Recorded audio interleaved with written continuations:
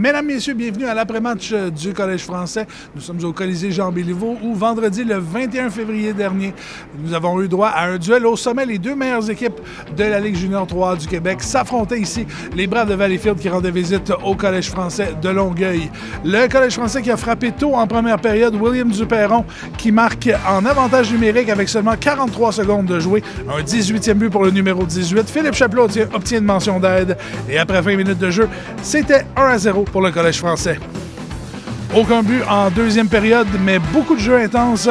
Et le gardien Gabriel Waken qui sauve les meubles en milieu de deuxième période pour conserver la marque à 1-0. En début de troisième période, le Collège français ouvre la machine tout d'abord à 1 minute 29. Mackinnon Berry qui marque son 13e de la saison avec l'aide de Stammer et de Mathieu Paré. Ça portait la marque à 2-0. Charles Tremblay va marquer 2 buts coup sur coup. Il va tout d'abord marquer son 31e avec l'aide de Jérémy Laframboise pour porter la marque à 3-0. Il va ensuite compléter son doublé sur un beau jeu de Yannick Chagnon et de William Duperron. Et à mi-chemin en troisième période, c'est 4-0 pour le Collège français. En fin de match, le Collège français va inscrire 2 buts en avantage numérique pour sceller l'issue du match. Jérémy Laframboise avec son 33e et Samuel Carpentier avec son 10e. Et le Collège français remporte une belle victoire de 6-0 face aux Braves de Valleyfield. Je pense que c'est vraiment notre meilleur match de l'année. On le sait, Valleyfield, c'est une très bonne opposition. Mais on est sorti fort, on a joué 60 minutes, puis c'est vraiment ça qui a fait la différence. On a vu les émotions qu'on montait un petit peu en fin de match. J'en parlais avec Eric un peu tantôt.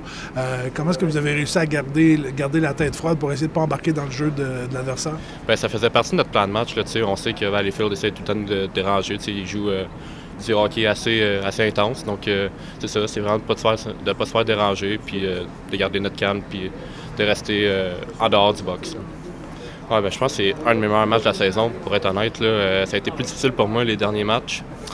Mais aujourd'hui, je pense que j'ai vraiment upgrade mon niveau de jeu. Je pense que c'est important, surtout quand les séries s'en viennent bientôt, de monter mon jeu d'un cran pour être prêt dans les séries. Là. On s'est bien comporté dans différentes facettes du jeu. Première, deuxième période, c'était correct. Je pense que c'était quand même partagé des deux côtés. J'ai vraiment aimé notre troisième période. Pour moi, c'est vraiment sur cette période-là qu'on se doit de bâtir, de builder pour les playoffs. Il nous reste exactement 3 semaines pile, là, jour pour jour avant le first game des playoffs. Puis de notre côté, ce qu'on a passé comme message entre la 2 et la 3, c'est qu'on pouvait être beaucoup plus agressif au niveau de la pression et de l'échec avant pour être deux proches de la rondelle constamment.